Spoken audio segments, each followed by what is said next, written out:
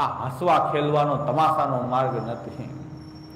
કેવા કેવા તમાશા થાય છે એમ તો હવે જો કથા કરીએ તો હૃદય આપણું દ્રવી ઉઠે, આપણને આમાં હસવું આવે, ભાગ્યમાં રોવા જેવું થાય કે કેવા કેવા તમાશા પુષ્ટિ માર્ગના નામે ચાલી રહ્યા છે.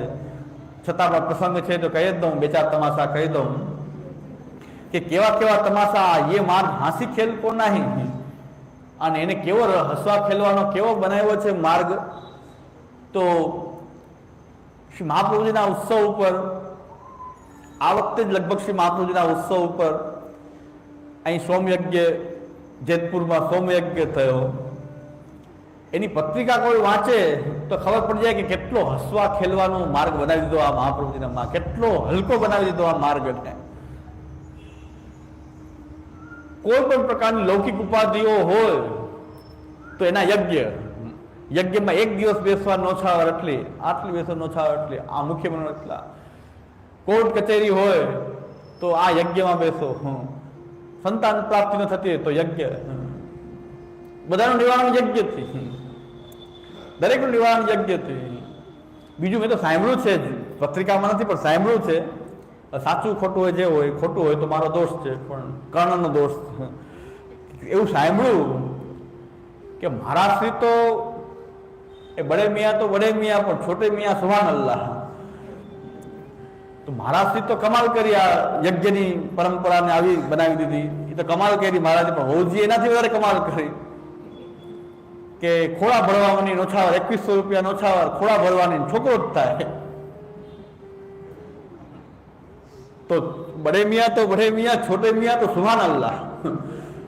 બહુજી કે અમે શું કામ પાછળ રહી, બાળકો જો આવો તમાશો કરે તો બહુજી કે અમે શું કામ પાછળ. બહુજી એક સ્ટેપ આગળ વધીને બધાને ખોળા ભરવાની, 2100 રૂપિયા નોછાવર અને છોકરો થાય. હવે શું પરિણામ આવ્યું ભગવાન જાણે. એમાં એવું છે કે લોકો સમજતા હોય કે 2100 રૂપિયામાં જુગાર ખેલવામાં શું વાંધો થાય, લાગે તો તીર ને ટૂંકો ને 2100 રૂપિયા કોણ પાછા માંગવા આવે છે કે બાળકો અંગીકાર કરે, ભેટ થઈ ગઈ. બીજું નો થયું તો શું કે કોણ કેવા આવે કે લાવો 2100 પાછા, છોકરો ન થયો 2100 પાછા, એવું કોણ આવે કેવા? લગભગ આવતા નથી. આવવા માંડે તો ખબર પડે, તો આવે તો 2-5 જણા આવે છે. 2-5 લાખ કમાઈ લીધા, એમાંથી 2-5 ને 2-4 હજાર આપી દેવા પડે, શું વાંધો? 2 જણા એવા કદાચ કે નથી લાવો પૈસા પાછા, તો 4200 રૂપિયા આપી દેવાના, 5 લાખ તો આવી ગયા ને, 4200 આપી દે પાછા. ન થયું જાઓ, તમારો ભાવ નહીં હોય, બીજું શું થાય, તમારો ભાવ નહીં હોય બરાબર તો હોઈ શકે એવું. પણ પુષ્ટિ માર્ગની તો આ નોટંકી છે. પુષ્ટિ માર્ગને કઈ લેવા દેવા નથી. આની સાથે પુષ્ટિ માર્ગનો કઈ સંબંધ નથી.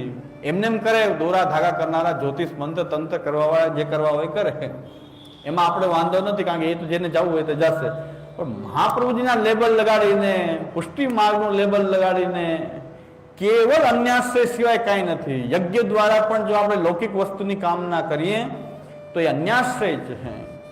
અને અન્યાશ્રય તો મહાન બાધક કીધો છે. અન્ય સંબંધ ગંધોપી કંધરામ એવો બાધક.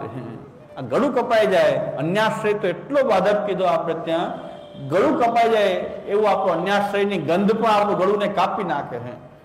તો આવા યજ્ઞો જે છે કે જેની અંદર હેતુ, યજ્ઞનો હેતુ જ લૌકિક હોય, અને શાસ્ત્રમાં સ્પષ્ટ છે કે જે યજ્ઞોપવિત ધારણ ન કરતા હોય એનું દ્રવ્ય યજ્ઞમાં વાપરી શકાતું નથી. યજ્ઞના મનોરથી હોય છે, બધા યજ્ઞોપવિત વગરના જ હોય. યજ્ઞોપવિત ન હોય એનું દ્રવ્ય યજ્ઞમાં વાપરી શકાય નહીં. તો એવા લોકોને યજ્ઞમાં સ્થાન આપી શકાય નહીં. પેન્ટ શર્ટ પહેરીને આહુતિઓ આપી રહ્યા છે, પેન્ટ શર્ટ પહેરીને યજ્ઞોપવિત છે બધા યજ્ઞ કરી રહ્યા છે, આહુતિ આપી રહ્યા છે. આ તો વૈદિક માર્ગની મર્યાદાનું ખંડન, વૈદિક માર્ગનો ઉચ્છેદ. પુષ્ટિ માર્ગમાં અન્યાશ્રય, પુષ્ટિ માર્ગનો ઉચ્છેદ. આ છે શું? કેવલ પ્રવાહ માર્ગ છે, કેવલ આસુરી માર્ગ છે, કેવલ આસુરી ધર્મ પ્રકટ થઈ ગયો. એમાં બધા વૈષ્ણવ સામેલ થાય, કેવલ આસુરી ધર્મ કહેવાય આને. કારણ કે વૈદિક માર્ગની મર્યાદા પણ એવી છે કે જેની યજ્ઞોપવિત નથી, યજ્ઞનો અધિકાર નથી. એની યજ્ઞમાં એની પાસે આહુતિ કેવી રીતે અપાવી શકાય? એનું દ્રવ્ય પણ વાપરવાની મનાય છે. દ્રવ્ય વાપરો, કદાચ કોઈ યજ્ઞોપવિત વાળાના દ્રવ્ય લઈને પણ યજ્ઞમાં વાપરે, તેમાંથી વધવું ન જોઈએ. યજ્ઞમાંથી દ્રવ્યને વધારી શકાય નહીં.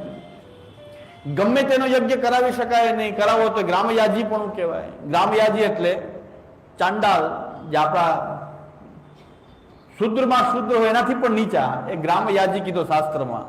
જે ગ્રામયાજી હોય કે જે દરેકનો યજ્ઞ કરાવી દે, આવો યજમાન આવ્યો નથી યજ્ઞ કરાવ્યો, એ દરેકનો યજ્ઞ કરાવતો ફરતો હોય એને ગ્રામયાજી કહેવાય.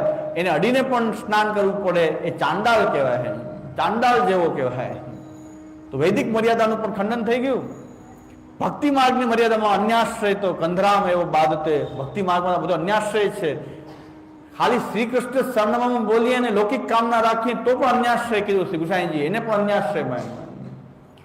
આપણી લૌકિક ઉપાધિ આવી, કોઈ લૌકિક વિપત્તિ આવી, કોઈક લૌકિક કષ્ટ આવ્યું તો આપણે એમ કહીએ કે અષ્ટાક્ષરથી માળા કરો તમારો કષ્ટ નિવૃત્ત થઈ જશે, એ અન્યાશ્રય છે. તો આપણે અષ્ટાક્ષર શું કામ જપવું જોઈએ? લૌકિક કષ્ટમાં અષ્ટાક્ષર એટલા માટે જપવું જોઈએ કે અન્યાશ્રય ન થાય ને આપણો આશ્રય અને વિશ્વાસ દ્રઢ રહે, આપણા આશ્રયની રક્ષા થાય. એટલા માટે લૌકિક કષ્ટ આવે તો શ્રી કૃષ્ણ શરણમાં આપણે એ અવસ્થામાં જપીએ, લૌકિક કષ્ટ દૂર થઈ જશે. એના માટે નહીં, પણ આપણે અન્યાશ્રય ન થાય, આપણો વિશ્વાસ પ્રભુમાંથી ઓછો ન થાય, વિપત્તિ આવે તો વિશ્વાસ ઓછો થઈ જાય એવું ન થાય, અને આપણે ભક્તિ માર્ગે જીવન આપણું ચાલતું રહે. એટલા માટે શ્રી કૃષ્ણ શરણમાં આપણે કરવું જોઈએ. પણ એનો અર્થ એવો નથી કે લૌકિક ઉપાધિને દૂર કરવા માટે આપણે શ્રી કૃષ્ણ શરણમાં બોલીએ, એટલા માટે નથી કરતા આપણે. કારણ કે અશક્ય એવા સુશક્ય એવા સર્વથા શરણમ હરિ. કાંઈ ઉપાધિ ન હોય તો આપણે શ્રી કૃષ્ણ શરણમાં કરવું જોઈએ, ઉપાધિ આવે તો જ કરવું જોઈએ એવું નહીં. આનંદ છે તો પણ આપણે શ્રી કૃષ્ણ શરણમાં કરતા રહેવું જોઈએ. ભગવદ આશ્રયમાં આપણે જીવન વ્યતીત કરવું જોઈએ, આપણું જીવન ભગવદ આશ્રયમાં આપણે વ્યતીત કરવું જોઈએ. તો આવો તમાશો અહીંયા જ થઈ ગયો, જેતપુરમાં થયો, અને બધા વૈષ્ણવ બધા એમાં દોડી દોડીને ભાગ લે. તો હવે એમાં શું થાય? જેને ગુજરાતીમાં કહેવત છે વાડ ચીબડા ગળે, કે વાડ ચીબડાને રક્ષા કરવા માટે વાડ રાખી, વાડ જ ગળવા માંડે છે. આ એવી પરિસ્થિતિ ઉત્પન્ન થઈ ગઈ. એમાં આપણે કેવળ અત્યારે ભગવદ આશ્રય ટકાવો, સેવા સમર્પણ ને ભક્તિની વાત જવા દઈએ, ખાલી ભગવદ આશ્રય ટકાવો પણ દુર્લભ થઈ ગયો છે. કે ભગવદ આશ્રય, પ્રભુનો આશ્રય એ ખાલી બન્યો રહે તો ભગવદ આશ્રય ટેકો રહે એ પણ દુર્લભ થઈ ગયું છે. કારણ કે આવા યજ્ઞોમાં યજ્ઞની પણ આવી, કારણ કે યજ્ઞ કરવાની મનાઈ નથી, યજ્ઞ કરી શકે, બ્રાહ્મણનું કર્તવ્ય છે.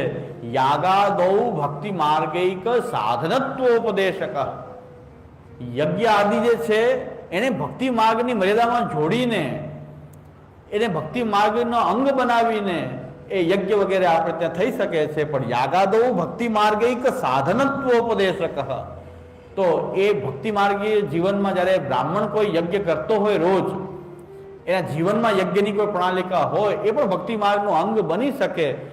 પણ બીજાના પૈસા લેવા માટે, બીજાના પૈસાથી યજ્ઞ કરવો અને એમાં પણ આવા લોભ આપવા કે આ સમસ્યા દૂર કરવા માટે આ યજ્ઞ, આ સમસ્યા દૂર કરવા માટે આ યજ્ઞ, તો આવા પ્રકારની વાત કહેવી, ખોળા ભરવા બાળકની પ્રાપ્તિ માટે, સંતાન પ્રાપ્તિ માટે ખોળા ભરાવવા, આ બધું અન્યાશ્રય છે. ભુવા ભરાડી મંત્ર તંત્ર જ્યોતિષો બધા કામ કરતા એવા કામ બધા આપણા વલ્લભકુલના આચાર્ય સ્થાનો પર થવા માંડે ત્યારે હવે તો બીજું શું કહી શકાય કે આપણે ક્યાં સુધી હવે આ પુષ્ટિ માર્ગથી બહિર્મુખ થતા રહેશું?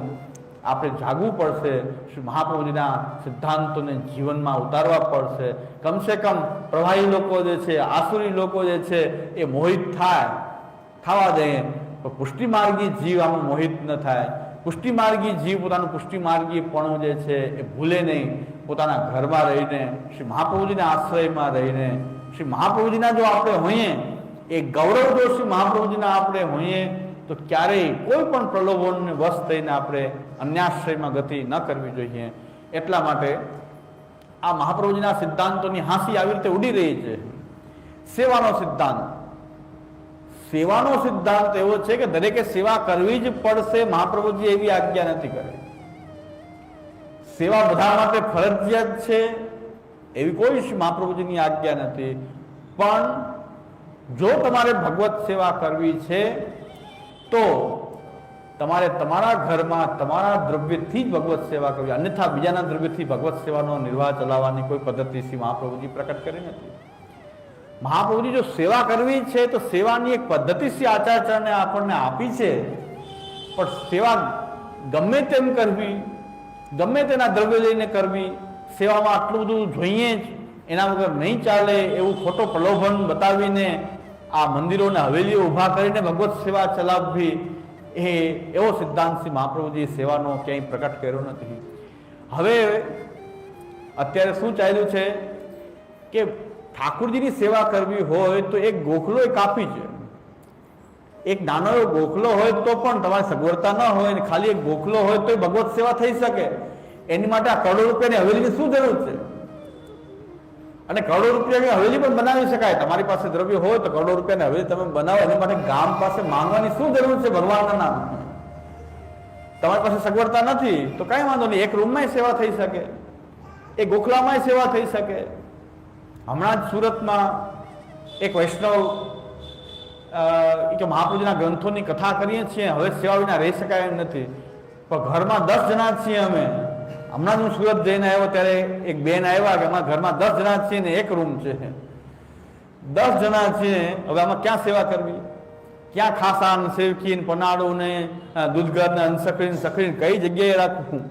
સેવા વિના ચાલે એમ નથી. હવે સેવા તો કરવી જ છે, પણ અમે આટલા ઘરના મેમ્બર ને એક રૂમ 2 રૂમ છે, 2 રૂમ છે ને 10 જણા છીએ. હવે મારે સેવા કરવી છે, સેવા વિના રહેવાય નથી. બોલો શું કરવું? મેં કીધું એક જ જરૂરિયાત છે, તમારા ઘરમાં એક ખૂણો ન હોય તોય સેવા થઈ શકે. જરૂરિયાત એટલી જ છે કે સેવાની વિરોધ કોઈનો ન હોવો જોઈએ. તમારા ઘરમાં કોઈ સેવાથી વિરુદ્ધી ન હોવા જોઈએ કે તમે સેવા કરો એનાથી કોઈને વિરોધ થતો હોય તો એને પ્રભુની અવહેલના ન થાય તો સેવા થઈ શકશે. તો એ બેન ખાલી ઝાંપીજી લઈને આવ્યા. મેં કહ્યું ઝાંપીજીમાં ઠાકોરજીને પોઢાવવા અને બહાર પધરાવી, એક નાની ગાદીમાં પધરાવી અને રસોઈ કરી અને બહાર ભોગ સખડી ધરો, સમર્પિત રહો. આમાં હંસકડી મિશ્રી દૂધગરી છૂટછાટ નથી, જગ્યા નથી. લે મેં તમે શું ખાશો તો ખરા? તો તમે જે કંઈ ખાવાના હો એ શુદ્ધિથી જૂઠણ કર્યા વગર, એ તમારી કે એક જ ગેસ છે, એમાં બહારના બધા અડવાનું કરે બધું થશે ને બધું ભલે જ થાય, પણ ખાસા કરી તમારે સૌથી પહેલા રસોઈ કરી ઠાકોરજીને ભોગ ધરે, પછી ભલે અડે, બીજે દિવસે પાછો ખાસા કરી લેવું. એ ગેસને ખાસા કરી બીજું શું થઈ શકે? એક રૂમમાં જો 10-10 જણા રહેતા હોય તો અહીંયા કઈ જગ્યાએ ગેસ રાખવો?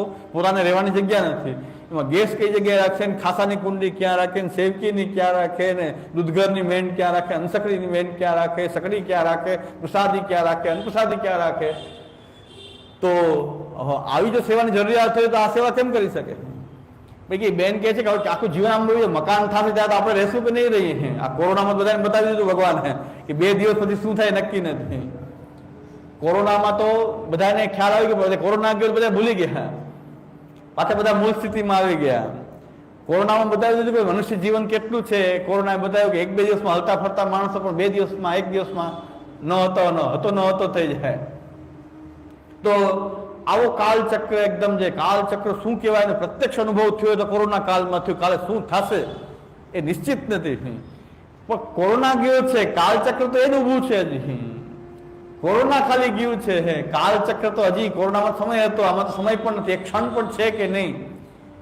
તો એ બેન જે વૈષ્ણવ હતા એની તત્પરતા એટલી બધી હતી કે હવે શું ખબર પડે કે મકાન થશે ત્યારે આપણે હશું કે નહીં હોઈએ, તો કેમ ઠાકોરજી વિના રહેવું? હવે કેટલા દિવસ રહેવું ઠાકોરજી વિના? મેં કઈ ચિંતા કરો માં, તમારા ઘરમાંથી જે પણ ગેસ છે, જે ભંડાર છે, જે વાસણ છે, જે પણ હોય એને એ ખાસા કરી અને તમે જે તમારા માટે રસોઈ કરો એ તમે ભોગ ધરો ઠાકોરજીને.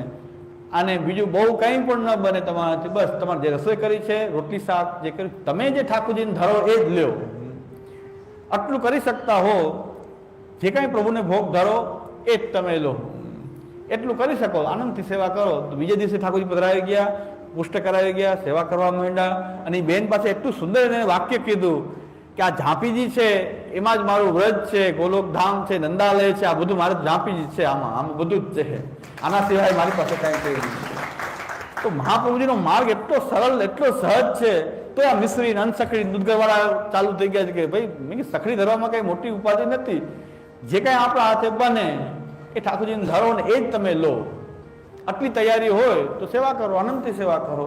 અને નંદાલયનો આનંદ લ્યો, નિકુંજનો આનંદ લ્યો, બધો આનંદ લઈ શકાય એમ છે. પણ હા, આ મિશ્રી અનસકડી દૂધગર જેવી આપણી જે સેવા માર્ગ છે, અત્યારે સંન્યાસ નિર્ણય સેવા સંબંધી ગ્રંથ છે. સેવા સમજવી હોય તો બહુ સહેલી છે. સેવા જેવી કોઈ સરળ સાધના નથી. અને જો આ રવાડે ચડ્યા અનસકરીને સકરીને દૂધગરને ખાસાને સેવકીને પ્રસાદીને અનપ્રસાદી, જો આ જ સેવા માની લીધી, જરૂરી નથી એમ નથી કહેતો, આ જ સેવા છે એવું માની લીધું તો આના જેવું કોઈ કઠિન નથી, આના જેવો કોઈ કઠિન માર્ગ નથી. જો આને જ સેવા માની લીધી તો આ જ સેવા નથી, આ સેવાના બધા અંગ છે.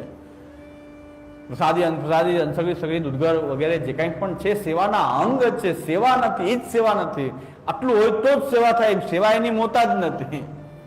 સેવા તો એ સમર્પણ પૂર્વક ઠાકોરજીને અસમર્પિત વસ્તુ નામ તસ્માદ વર્જન માત્રે, જે કાંઈ આપણી પાસે પ્રાપ્ત છે એ પરિસ્થિતિમાં ઠાકોરજીની સેવા કરવી જોઈએ, એવો સુંદર સિદ્ધાંત શ્રી મહાપ્રભુજીએ પ્રકટ કર્યો છે.